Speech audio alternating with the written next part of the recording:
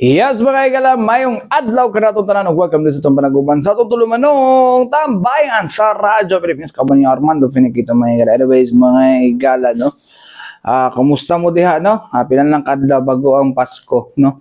Marag hapit na bata makakaunog salad. Charing. Anyways, mga katambayan, before ta makaunog salad, no? Karong hapon nato hisgutan, no? Kani ipahigayon na Innovation Summit mga igala, no? Part ni sa regional sa to. Regional ICT Summit, no? Exhibit mga higala, no? Kung Rise 11, no?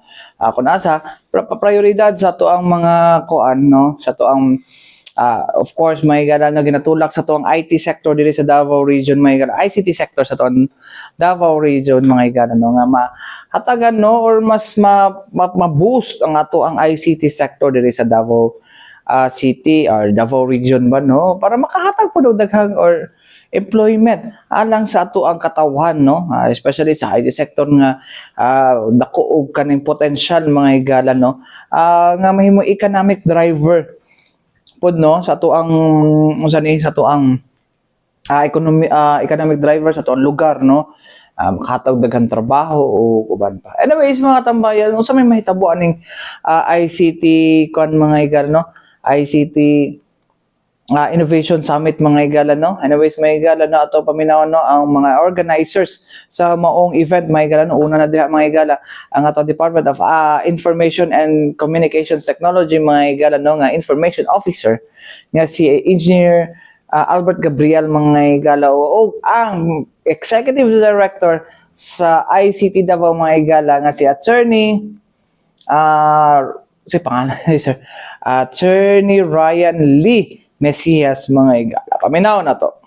It's going to be a job fair, and that will be held at NCCC Mall in Bahada. And the plan, the conference proper will be really from November 7, 8, and 9. And this 3-day conference proper will be, it's actually the theme here, it's convergent innovations, intensifying gains in the global digital market. So if you can notice in the theme, it's convergent this time. This is the second summit that is held in Davao City, Innovation Summit. And the first summit, we focused more on the ITBM sector and its contributions in the in not just in Davao City, but also in the whole region and the country. But this time, we are now, of course, looking at the contributions of technologies, not just in one industry, but all other industries as well. So that's why it's convergent innovations. We are looking at our targeting sectors, not just from purely in ICT, but also in creatives. So we are now, we have one category of theme this summit. We have the AI and the creatives. And aside from the usual theme that we have of emerging technologies and the future of business.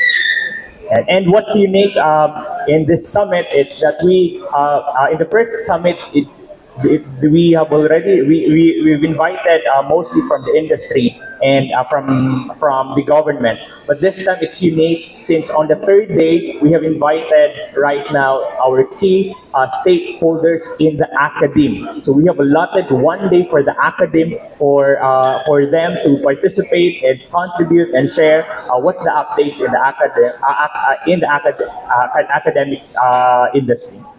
I think that's all. Okay.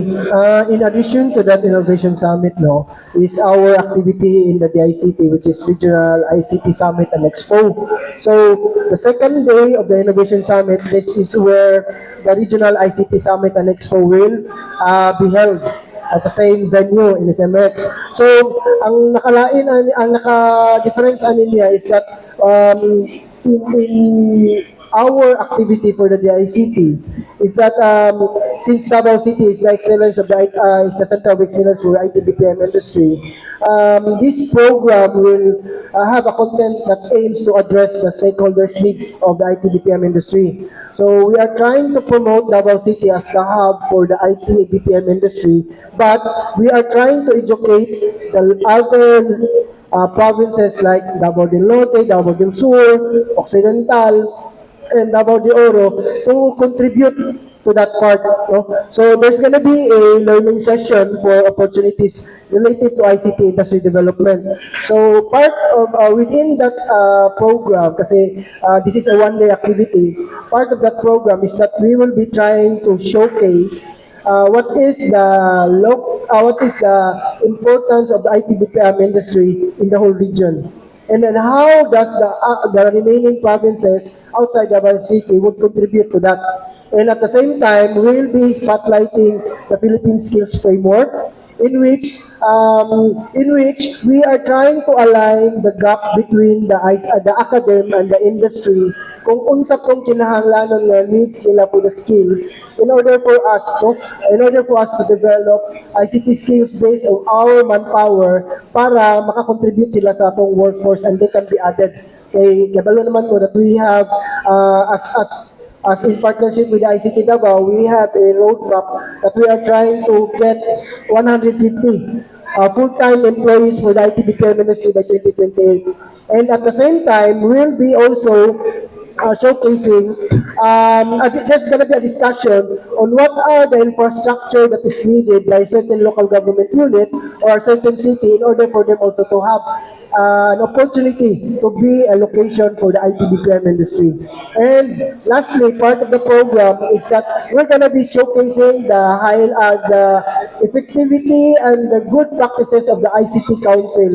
How did they contribute to the local economy of a certain city? So ingon nato ang among program flow, and at the same time, and mind you that this event will be attended by our higher officials coming from the Office of the Undersecretary for ICT Industry Development Bureau. We also invited CEOs from the IT BPM industry, from our stakeholders. And most of the invitees namo that will be participating in this expo are the local chief executives from the local government units within Region 11. And if I may add, with the question on who are our target, of course, this is open for all, but this summit is we are targeting at only 300 at most participants. These participants, why konti lang? Kasi we're targeting, of course, this is going to be the platform for top level discussions, of course, from the businesses, from our innovators, and from our policy makers. So that's why we have really only allotted 300 at most. And also to add to Engineer Gab's discussion on the participation of the academe this time. So we really want the participation of the academe, since the bottom line here is we're looking at the sustainability of our talent pool, not just in Davao City, but also in the Davao region and of course in the country. In addition also, this is what we are trying to do now.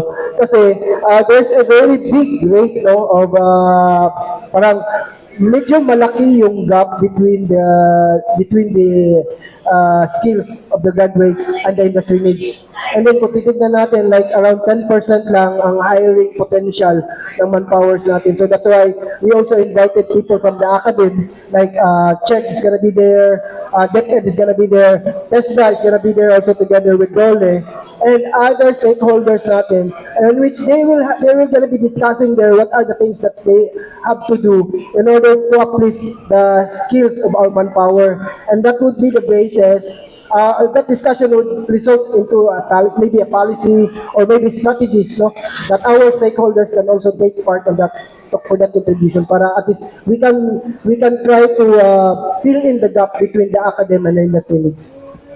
Yes, mga igala, balik to ng mali. Di ko kagadihan nila. Information Technology Officer, dili Information Officer. Mura na PIO si Engineer Gabriel, no? So, mo to mga katambayan, no? Ang overview para sa tuang may tabo nga Innovation Summit. Sa to pagbalik mga igala, paisgutan pa nato rin siya, palawman pa nato rin siya mga igala, no? Kay dagan-dagan ba yung kay sige na mga dagan mga activity with regards to ICT sector mga igala, BPM sector, there is Davao mga igala.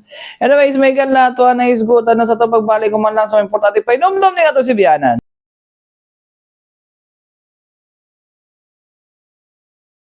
Yes, mga igala, balik kita diri sa Tumalaguban sa tutulo manong usapang tambayan. Man mabalik ko permente ba kay usapang agrikultura, may muna akong tambayan sa agrikultura. Anyways, mga igala no.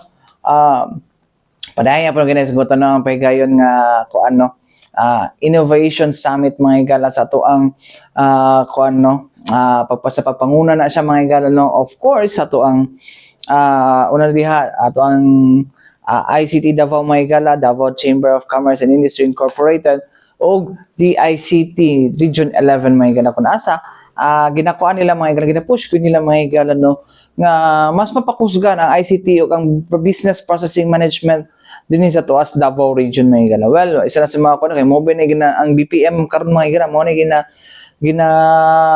ginadaganan mga igala no sa mga graduate man, undergraduate na mga kuano kabataan unan mga igala no, and dagan-dagan pud sila og dagan-dagan pud na generate na employment ng atong BPM mga igala. But anyways mga igala, alang sa dugang kuano impormasyon nga ngayon ito masabtan mga igala in terms of ICT sector mga igala diri sa Davao Region unsa ba ginabuhat na karon sa tuang gobyerno sa pagkikinapangay sa pribadong sektor atong paminaon balik mga igala no ang kuan Information Technology Officer sa DICT 11 or Department of Information and Communications Technology na si Engineer Albert Gabriel o ang Executive Director sa ICT Davao Maygala na si Attorney pangalan niya Attorney Ryan Lee Mesias mga igala. Paminaw na to bali. So our participants here, sir, are not only limited to the Davao City, also outside. Outside Davao City, mostly local chief executives from within the region. But we have stakeholders that are operating within Davao City, but their presence is also within the national level. So medyo malaki-laki yung mga mga VIPs, yung mga invitees natin, especially from the stakeholder side. And I think Ben Tiaga will also be participating, coming from Malaysia also na dignitaries. Yes. Thank you for mentioning also the BIMPIAGA. Part of the segment of the Innovation Summit 2024 will be the BIMPIAGA, the Brunei, Indonesia, Malaysia, and Philippines East Asia Growth areas na ICT CEO Forum. So there in the ICT CEO Forum, there will be pitching and business matching from the delegates from BIMP regions. And we have also participants and delegates from the Philippines who will be doing business matching also with other businesses within the BIMPIAGA region. Okay, so let's now open the floor for questions from the media. Would like to ask first. Kay Engineer Albert Gabriel. Sir, in terms sa academe, kung sabay, what you said a while ago is 10% ang hiring potential among the fresh graduates. Unsang specific concern ka ha in the academe na possible na mahimong major discussion nato during the event para ma-address? Basically, they're gonna be discussing on what are their initiatives, no, to uplift the digital skills of our manpower. Like, since we will be spotlighting the Philippine Skills Framework at that time, kailangan may Philippine Skills Framework na ito ginapatuman. Now, that would be on how Chad, DepEd, is gonna be providing those initiatives that we have also in that part. Kasi right now, medyo although, like for example, in reality right now, we have a lot of positions for the IT BPM industry. Ang problema lang, ang medyo nalay ko is that there's like for example, communication skills. There's also, that's one part of the gap, no, that our talents need to contribute or need to develop, and also other aspects of the ICT industry, other ICT skills, no, like for example technicalities on software development, creatives, those are some of the things that the industry is needing. Pero so far as from now, naamag differentiate up because not everything is not everything is filled by the academic. So those are some of the avenue that those stakeholders na to for the academic sector together with the ICT industry stakeholders is going to be discussing at that discussion. Aside sa mga local chief executives, ang kanyang mga legislators that we will be inviting are the local legislators. So we have national legislators na to. From the level of the CHED, it's going to be on the regional part. For TESDA, kana sila, mga regional level na mga regional directors are going to be there to discuss on those things. Natay national personality will be joining the event. There's going to be national personality Sino po? also. Our USEC is going to be there because USEC Josel is going to be attending, which is the Undersecretary for the ICT Industry Development Bureau. Okay, balikan na nako sir. Ang isa sa nakita natong problema kung among the fresh graduates are communication skills, which is needs to be need nga ma-address nato aside ana unsa pa can we cite at least 3 concern nato para mo increase pa ato ang unsa na any hiring potential sa ato ang mga fresh graduates. So far, ang exposure also with our talents when it comes to the actual na trabaho because right now some of the IT BPM industry one of their initiatives is this anong tawag ito yung not job order but internship program. Some of the IT BPM industry right now, they are starting to have this internship program for in partnership with the academy, so that part of that exposure kasi is for these students to have an actual exposure on what's really what are they really doing when they work with the IT BPM industry. And right now, the IT BPM industry kasi has a lot of verticals already.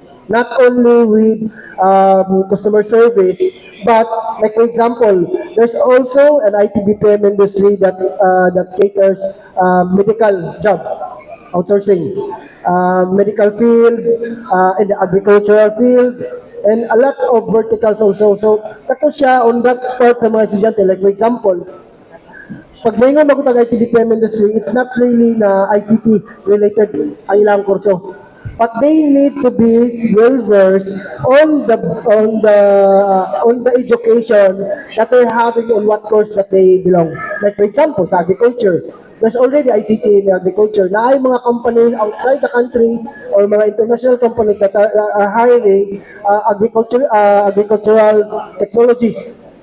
Kana siya na part. And then they ang iya paghuman kung tanaw mo na to is international level mo sila ng mga standards that they are following. So, kana siya medyo dako-dako nga trabaho uno na to on filling the gap. Actually, ICT Council together with the ICT, we're trying to fill that gap pero hindi pa siya makaya. So, napagitikan trabaho uno on that part. That's why we really need a lot of stakeholders, a lot of partnership for doing that. So, If I may add also, sir, to the challenges right now of the skills gap ng academe, graduates natin and with the industry, what we are doing right now in ICT Davao in partnership with Davao Chamber is we're launching again a program here for certification. Kumbaga, this certification will address the skills gap from what's needed in the industry and what's taught in the academe. We know that technology, mabilis ang kaniyang progress. Even if after a few months, wala na. Version 1, pag-graduate nila, version 3 na. So we will now launch this certification program wherein we will certify or if not really aligned sa kanilang course, then we'll do really skilling talaga. But if updating lang ang kailangan, so we'll see what's needed nila, and that's going to be the certification program. And then ICT Davao in partnership with our stakeholders naman will now give them or certify them that they are now industry ready. mao po to ang isa ka problem no because the updating of the technology that we're using. Industry needs skills is very fast changing. Same siya kapaspas kung sa ang technology that we are using right now. And some of those technology mga is not taught in school. So more or less, ang gingon ni Attorney Mesias that the version that we are studying right now in the school when you graduated is not the one that are using by the industry right now. So medyo kana siya, dako siya nga trabaho. But we're trying to filling that gap. That is why Innovation Summit really is really the platform. We would want, of course, our stakeholders really from the academy this time to really have an active role in preparing our talent pool sa Davao City, but not just in Davao City, but the whole Davao region. Especially this time, we have a unique participation from DICT introducing RISE program for the Innovation Summit that would really target that problem. So, any more questions? Good morning po. Sir, you mentioned earlier there's a number na target natin na ma-reach by the year 2028. 2028, yeah. Where are we now, sir? Or are we almost there na nga ma-hit ang target? Yes, our target, as mentioned, is 150 by 2028. Currently, we are now at almost 80,000 na po. 80,000. That roadmap was created last 2023. So we started at 75,000. So right now, we're up to more or less na tayo sa 80. And then hopefully, no, it would spike up na maabot din nato tong target na tong 150. Yeah. May bagong pumasok na mga locators. They're targeting at most 1,000 to 2,000 seats naman. So we're positive na maybe next year dadagdagan siya. And we are hoping that the provinces, no, within Davao region could supply us that manpower. So, yeah. Okay, so next question. Kaabot.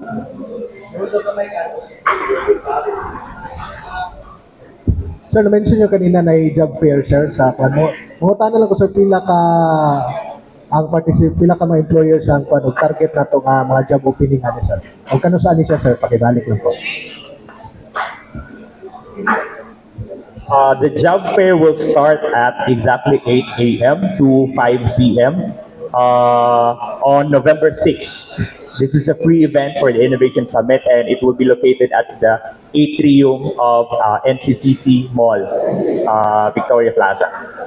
Okay. I don't have the number right now, but I could give you the full details with the point person of the job fair.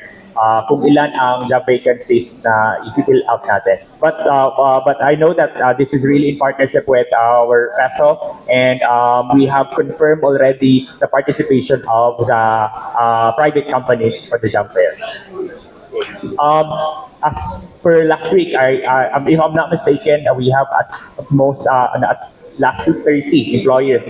That's a mix from BPO companies and not just BPO companies but also training providers. So, mga to mga katambayan, no, ang impormasyon, dugang pagpasabot, no, gikan sa to ang mga actually may pahigayin gagahapon no sa kapihan sa Davao mga higala, no, kapihan sa Davao diya sa SMCT Annex mga higala, no, sa pagpanguna ni sa Philippine Information Agency mga higala. So moto ang naglangkob no sa isa sa mga nahisgutan sa kapihan sa Davao mga higala. Anyways mga katambayan, mga taigong oras sa ngalan sa tibok persa sa DXRP Radyo Pilipinas Davao mga higala. Ako inyong kauban Armando Finigito alang sa Tambayan sa Radyo Pilipinas. Daghang salamat o mayong adlaw ang pitakanunay mga katambayan.